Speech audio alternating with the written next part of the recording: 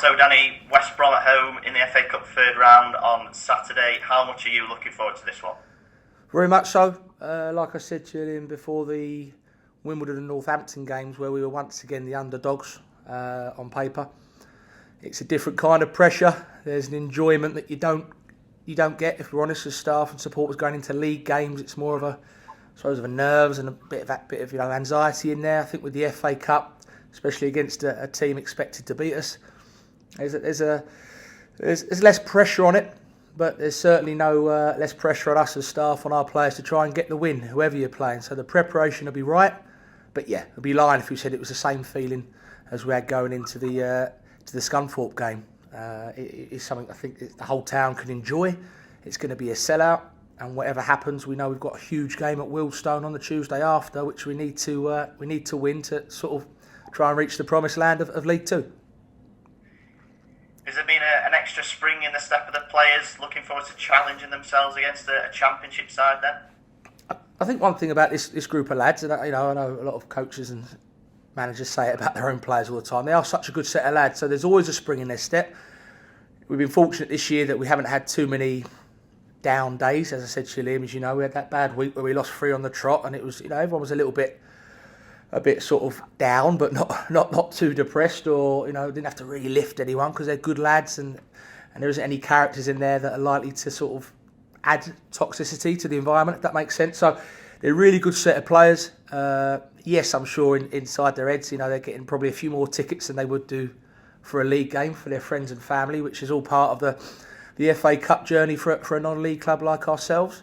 So yeah, I think they won't admit it, but I'm sure they're all very excited. But in terms of their application to training and coming into work every day, it's been no different. It's a bit of a different draw, different tie from when the draw was first made. West Brom were looking like they were fighting relegation, and now, a month or so later, looking like they could get into the playoffs.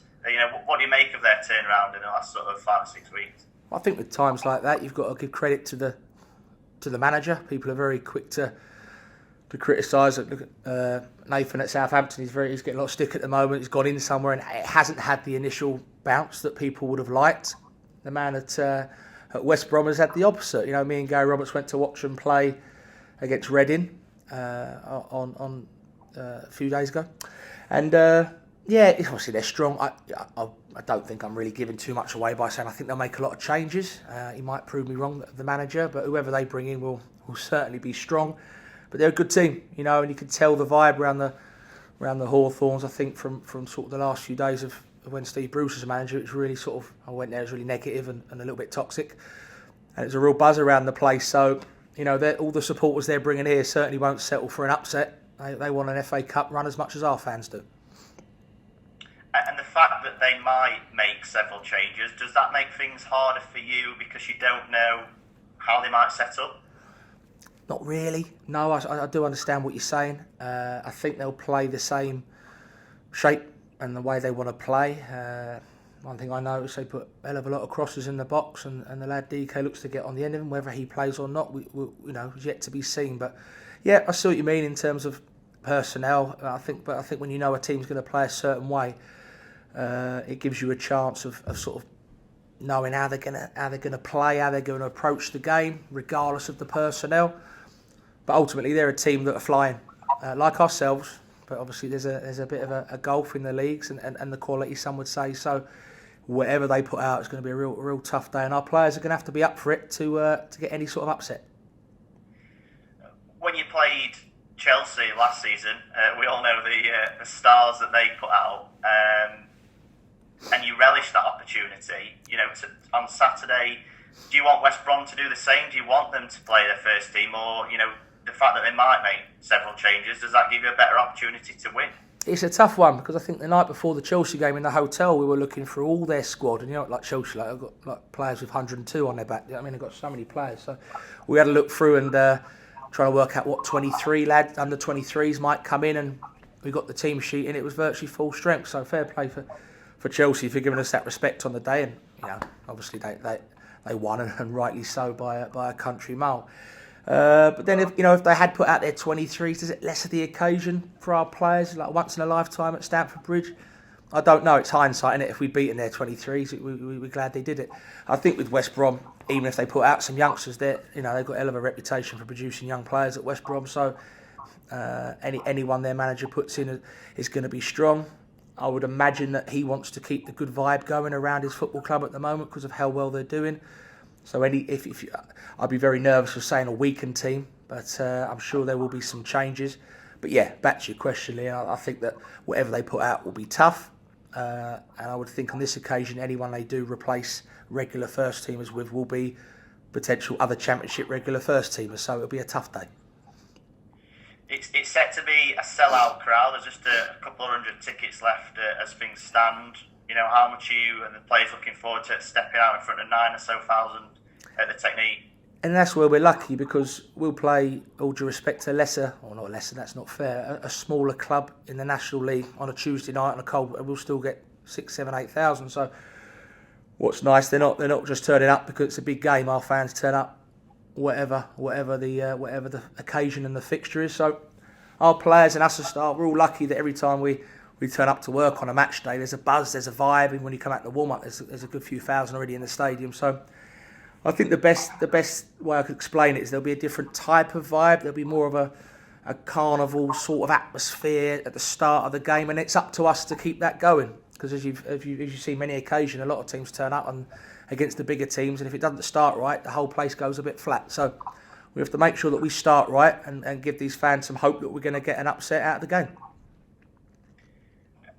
You've already caused 2 shocks this season in being 2 League 2 sides in the competition. How do you rate your chances of a third then? I think you've got to be realistic. I think if we all went to Chelsea and said we all believe we're going to win, it would be a lie. But we would believe that we were going to give it our best and hope that Chelsea had a bad day. They didn't have a bad day.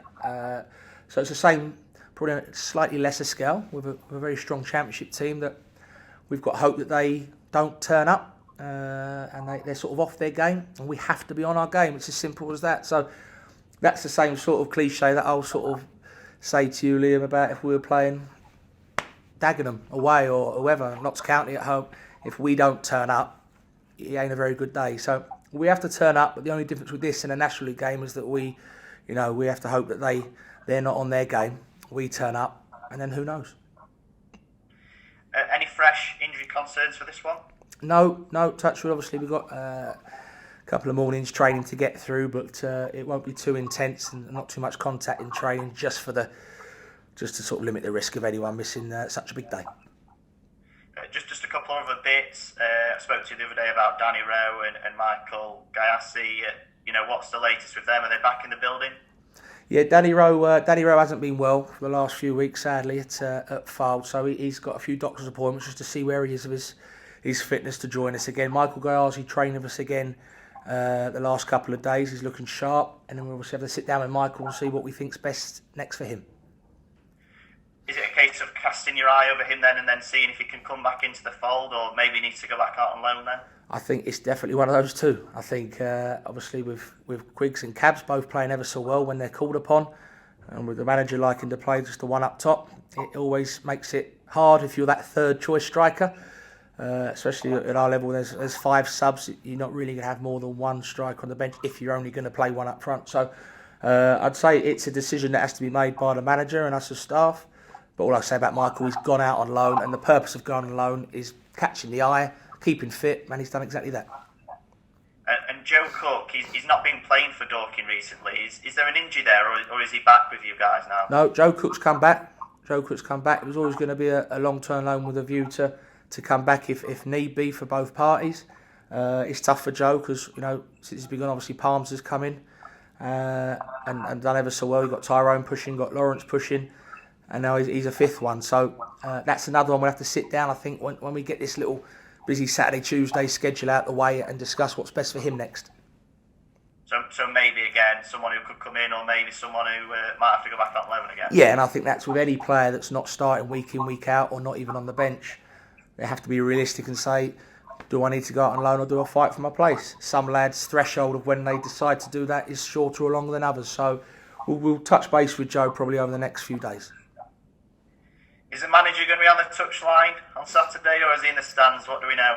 we're still waiting to hear from the FA. Hopefully today and tomorrow we'll get some sort of feedback on that. Whether it be this Saturday a decision will be made, or we've got Wealdstone Tuesday. There's some games to sort of coming up that the FA could choose to do what they want with them, but we haven't really heard anything yet. Hopefully today we should know, because it's sort of dragging on a bit now. And obviously it's the January transfer window. Obviously, as a National League club, I know you can sign players whenever you want up until March, but do you see the club doing any business this month? As it stands, not really. I know you asked me that a while ago, and then the next day we signed someone, you weren't too happy. But yeah, at the moment, not really. I think, as you would imagine, all eyes are on tomorrow. We've got, like you say, the lads coming back from loans that we need to deal with, and sometimes it's not sort of in the basket of too many eggs. You've got to just try and deal with what you've got at the moment and get over the hurdles we've got. And initially, let's try our best to give our sellout crowd something to sing about against West Brom.